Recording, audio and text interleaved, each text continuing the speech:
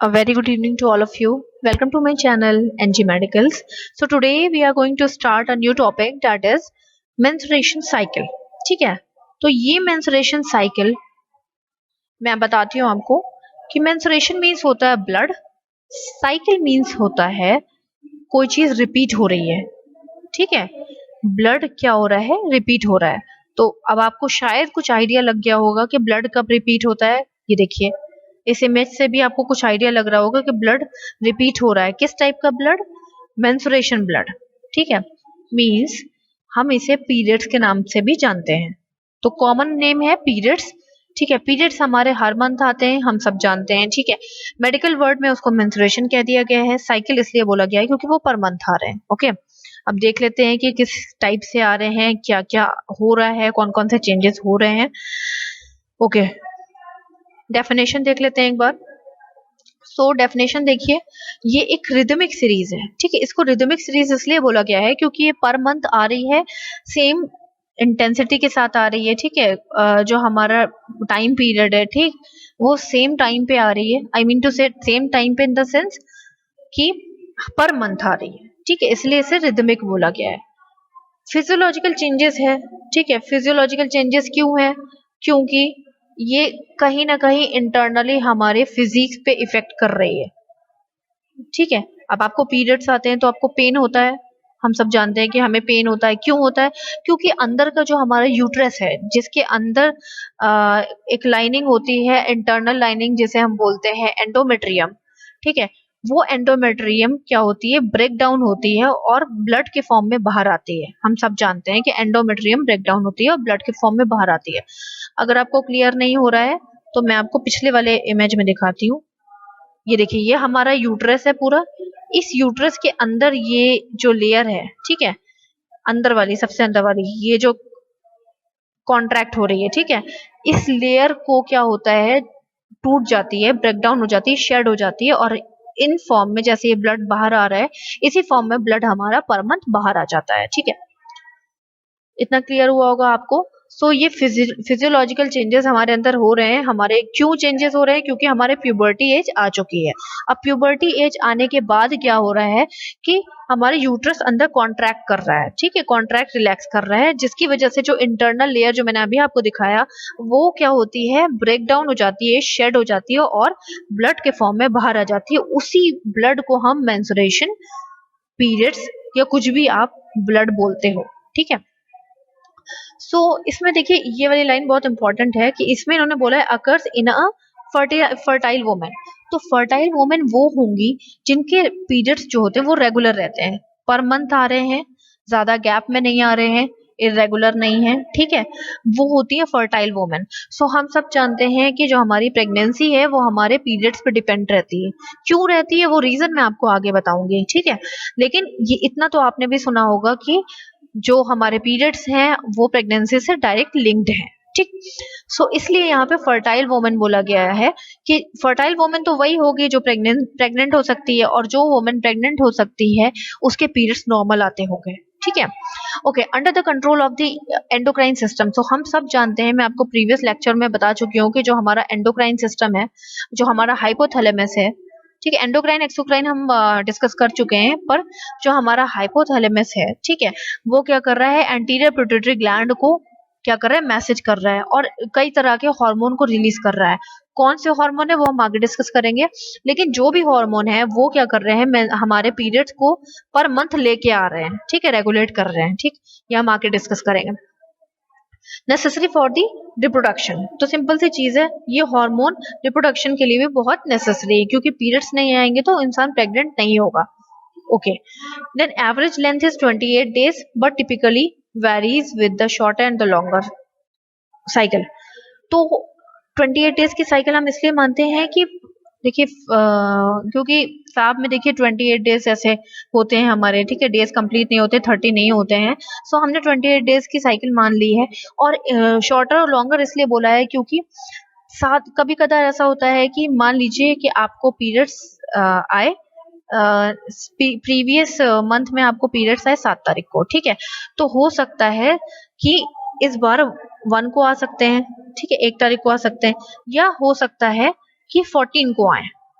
तो हम 7 दिन का वेरिएशन नॉर्मल मानते हैं। 7 दिन हो सकता है ज्यादा हो सकते हैं या 7 दिन कम भी हो सकते हैं, ठीक है। 7 दिन पहले भी आ सकता है या 7 दिन के बाद भी आ सकता है, तो इतना हम नॉर्मल मानते हैं। इसके बाद अगर ज्यादा वेरिएशन होता है तो हम उसको थोड़ा सा देखते हैं कि क्यों वेरिएशन हो रहा है या क्यों कम या क्यों ज्यादा हो रही है साइकिल हमारी, लेकिन 7 दिन के गैप को हम कंसिडर नॉर्मल करते हैं। ओके, नेक्स्ट आते हैं। डेफिनेशन आई थिंक आपको क्लियर हुई होगी। तो ये क्या है, ये एक रिदमिक साइकिल है, ठीक है। स्टेप बाय स्टेप साइकिल है, ये रिदमिक साइकिल है। फिजियोलॉजिकल चेंजेस अंदर होते हैं, हमारा यूट्रस वाइब्रेट हो रहा है तो फिजिकली हमारे अंदर चेंजेस हो रहे हैं, ठीक है। एंड किसके कंट्रोल में है, ये हॉर्मोन्स के कंट्रोल में है जो कि एंडोक्राइन सिस्टम के अंदर आता है, ठीक। रिप्रोडक्शन के लिए नेसेसरी है, क्योंकि अगर पीरियड्स नहीं आएंगे तो प्रेग्नेंट होने में प्रॉब्लम हो जाएगी, ठीक है। एवरेज लेंथ हमारी 28 डेज की होती है, शॉर्टर और लॉन्गर हो सकता है, मतलब 7 दिन पहले भी आ सकते हैं as compare to the previous month, या 7 दिन बाद भी आ सकते हैं। Okay, next move to the reproductive cycle. तो अब हम इस साइकिल के बारे में थोड़ा सा स्टडी कर लेते हैं। तो ये एक नॉर्मल साइकिल कब स्टार्ट होती है, पहले दिन स्टार्ट होती है मेंस्ट्रुएशन, ठीक है। तो मेंस्ट्रुएशन के फर्स्ट डे में नॉर्मल साइकिल हम साइकिल मान लेते हैं। जैसे ही हमें पीरियड का पहला दिन आता है, हम उस दिन से साइकिल का फर्स्ट डे मानते हैं। फॉर एग्जाम्पल, ऐसा नहीं है कि जैसे कि आपका 5 तारीख को आया अगर पीरियड, तो आपने मंथ के डेट 1 से आपने साइकिल को स्टार्ट कर दिया, नहीं। अगर 5 तारीख को पीरियड आपका आया है तो उस 5 तारीख को आप समझ जाओगे कि आपकी रिप्रोडक्टिव साइकिल स्टार्ट हुई है, ठीक है।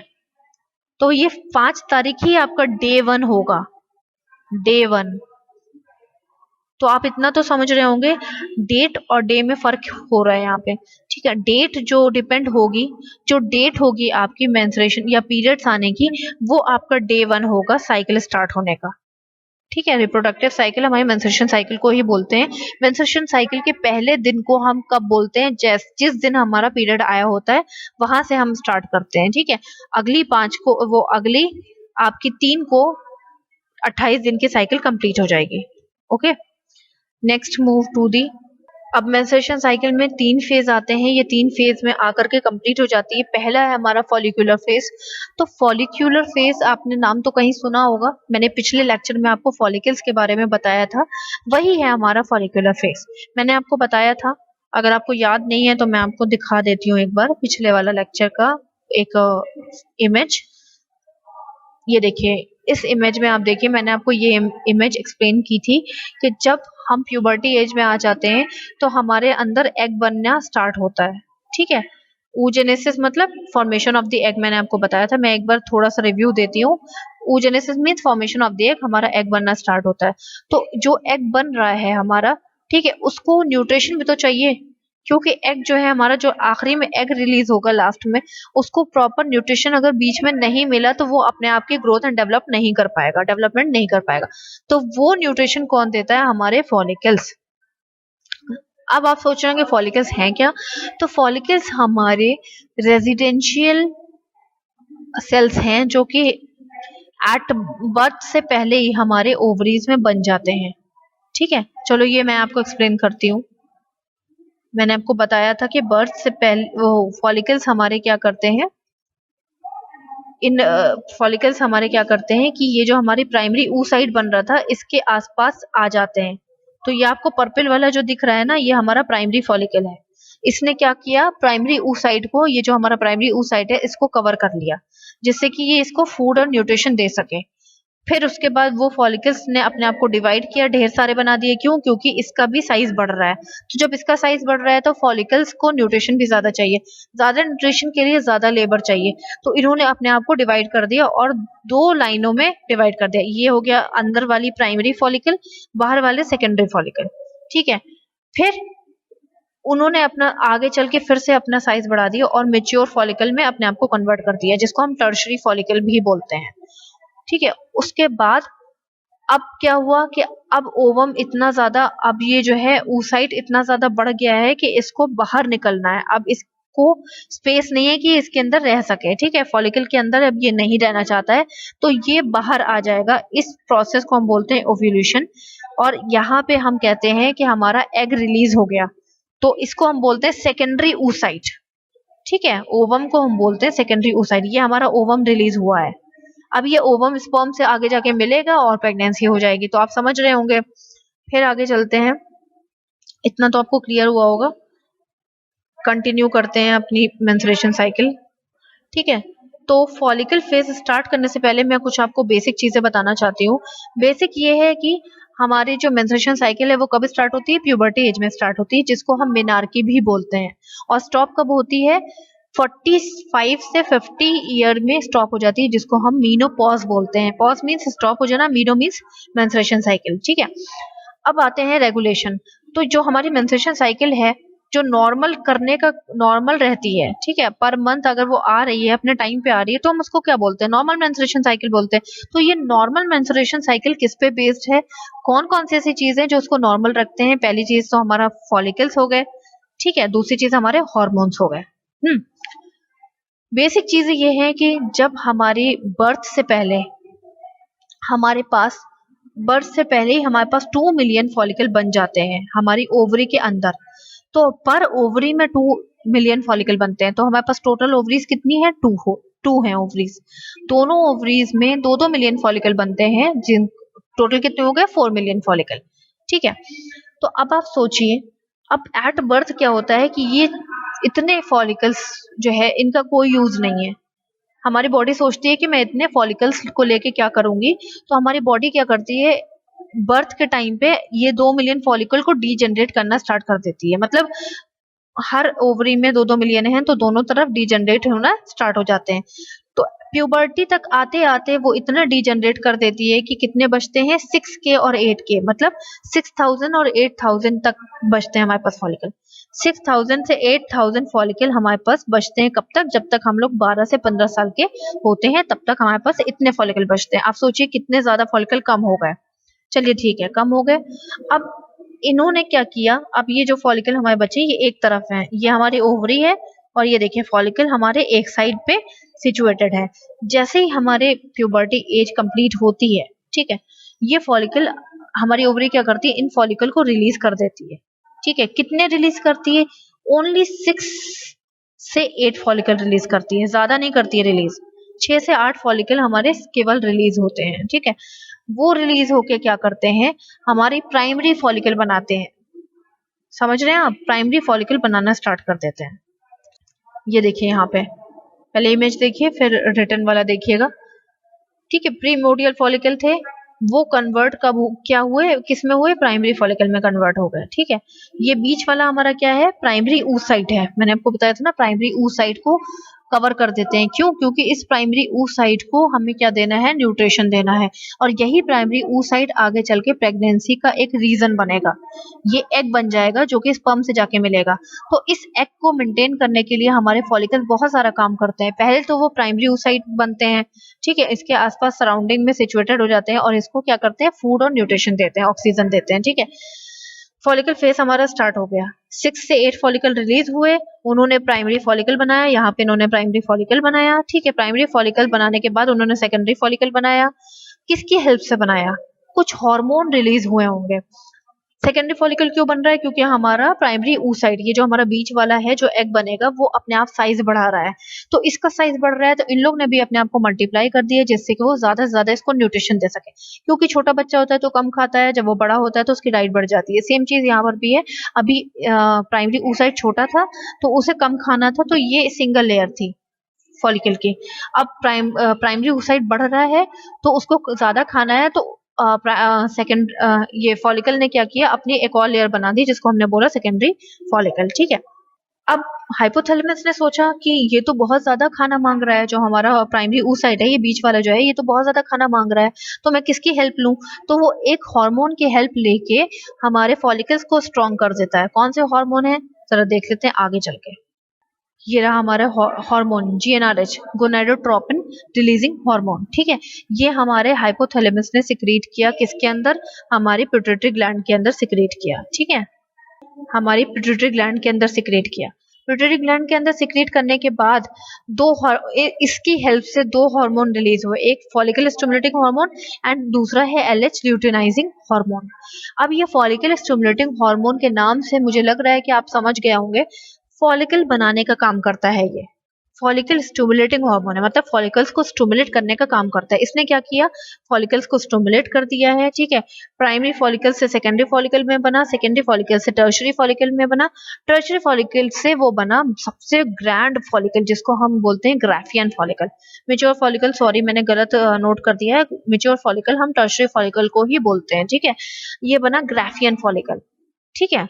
ये देखिए, ये हमारा ग्राफियन फॉलिकल, जो सबसे बड़ा फॉलिकल है हमारा, वो है ग्राफियन फॉलिकल।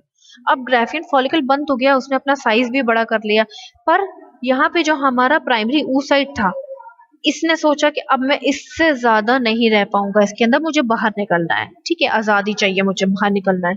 वो क्या करता है, बाहर निकलने के लिए सोचता है कि मैं कैसे बाहर निकलूं, ठीक है। तो बाहर निकलने की तैयारी भी हमारी ओवरी ही कराती है, उसको बाहर निकालने की तैयारी कौन कराता है, हमारी ओवरी कराती है। कैसे कराती है, वो फिर दो हार्मोन को रिलीज करना स्टार्ट करेगी, ठीक है। पहले तो वो सोचेगी कि इसको रिलीज तो करा दूं, पर ये आगे चल के स्पर्म से मिल जाएगा और आगे चल के प्रेगनेंसी हो जाएगी, तो पहले तो मुझे प्रेगनेंसी की तैयारी करनी है, हमारी ओवरी सोचती है। तो क्या होता है कि ईस्ट्रोजन नाम का एक हार्मोन रिलीज होता है। कौन करता है, हमारा ग्राफियन फॉलिकल जैसे ही रप्चर होता है, ठीक है। ग्राफियन फॉलिकल रप्चर कैसे हो रहा है, वो रप्चर हो रहा है हमारे ल्यूटिनाइजिंग हार्मोन से। मैंने आपको बताया ना कि हमारा GnRH गोनाडोट्रोपिन रिलीजिंग हार्मोन दो हार्मोन को रिलीज करता है, FSH और LH। FSH तब तक रिलीज होता है जब तक हमारा जो ग्राफियन फॉलिकल कन्वर्ट ना हो जाए। उसके बाद जैसे ही ग्राफियन फॉलिकल बन जाता है, जैसे ये लास्ट वाले फॉलिकल बन जाते हैं ढेर सारे, तो LH का रिलीज होना स्टार्ट हो जाता है, ल्यूटिनाइजिंग हार्मोन रिलीज होना स्टार्ट हो जाता है। अब ये ल्यूटिनाइजिंग हार्मोन क्या कर रहा है, ये ग्राफियन फॉलिकल को तोड़ दे रहा है। इसने क्या किया, यहाँ पे क्रैक कर दिया, रप्चर कर दिया।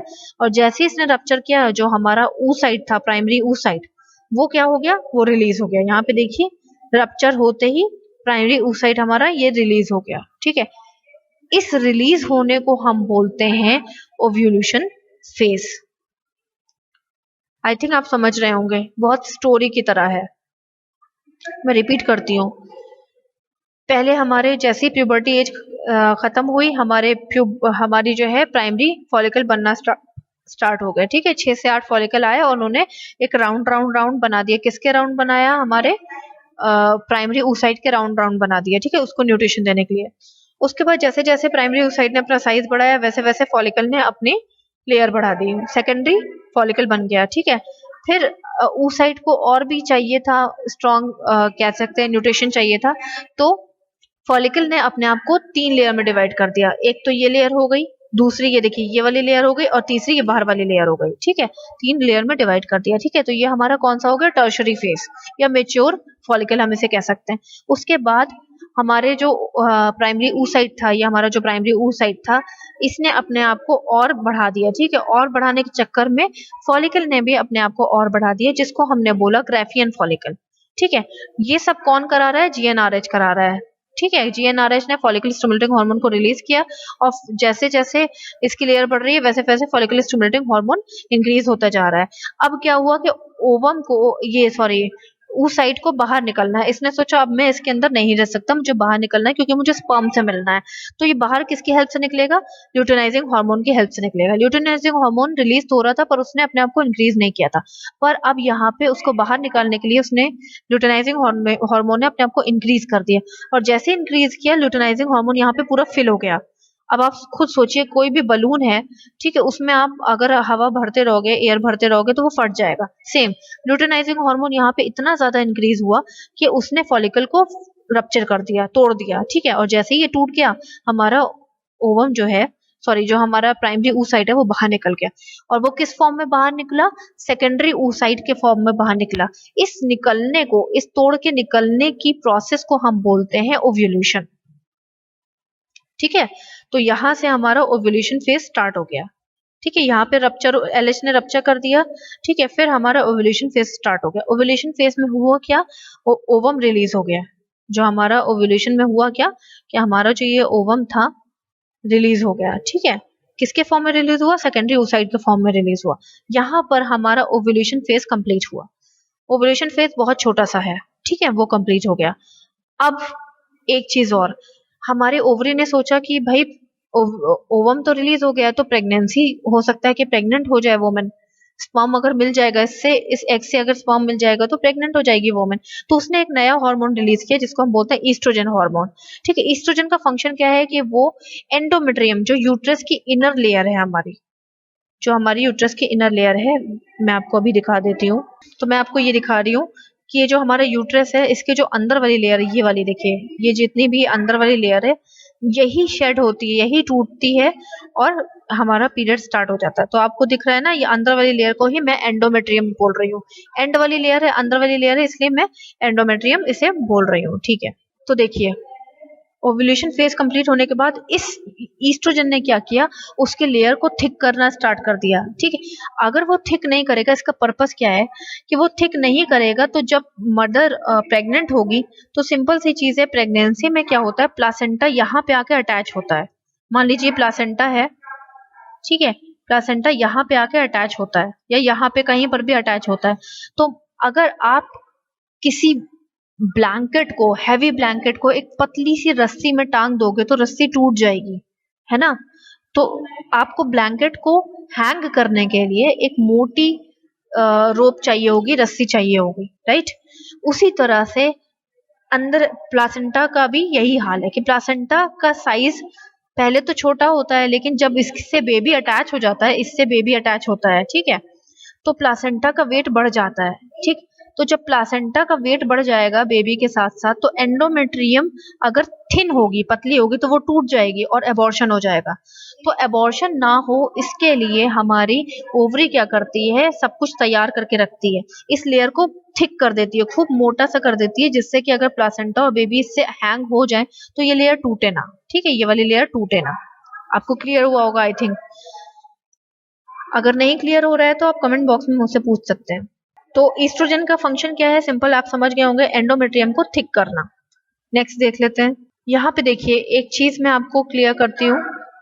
जब हमारा ओव्यूलेशन हुआ था, जब हमारा ओवम रप्चर, देखिए ग्राफियन फॉलिकल को रप्चर करके रिलीज हुआ था, तो ये देखिए यूट्रस के पास जो फेलोपियन ट्यूब होती है, मैं आपको पहले बता चुकी हूँ, वो ओवम को कैच कर लेती है। जैसे ही ये निकला बाहर, इन लोगों ने, इसने आकर के उसको कैच कर लिया, ठीक है, और कैच करने के बाद इस जगह पे भेज दिया।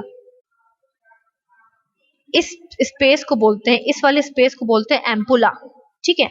यहाँ पे ओवम आके रेस्ट करेगा, ठीक है। इस स्पेस को क्या बोलते हैं, एम्पुला बोलते हैं। यहाँ पे ओवम आपके आके रेस्ट करेगा और स्पर्म का वेट करेगा। कब तक वेट करेगा?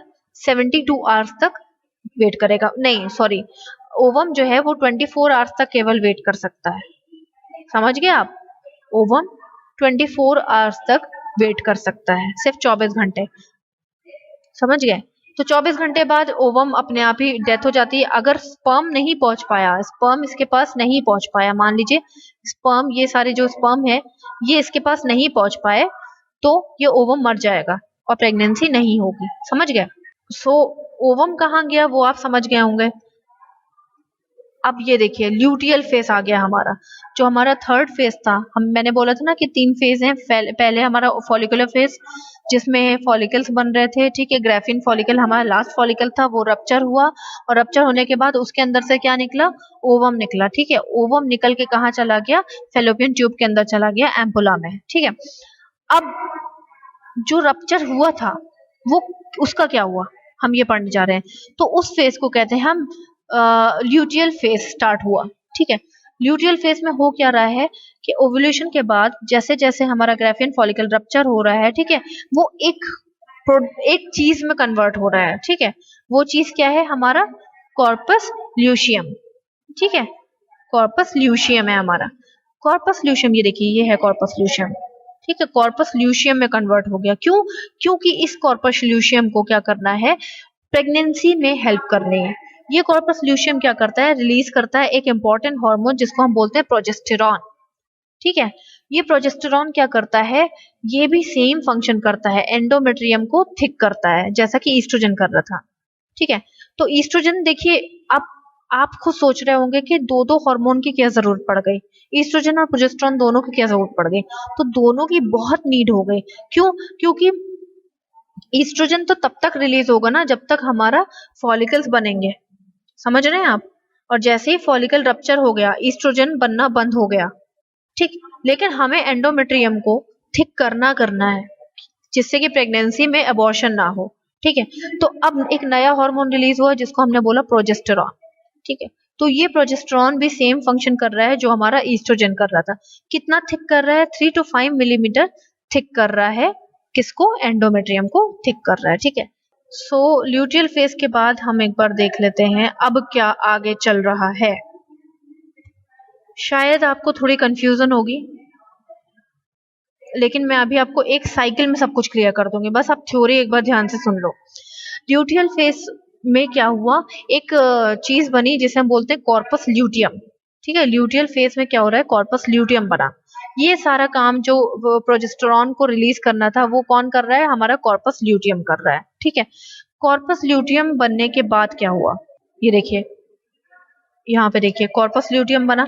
अगर ये कॉर्पस ल्यूटियम जब तक बना, प्रोजेस्टेरॉन इसने सिक्रीट किया, ये किया, वो किया, ये सब हो गया।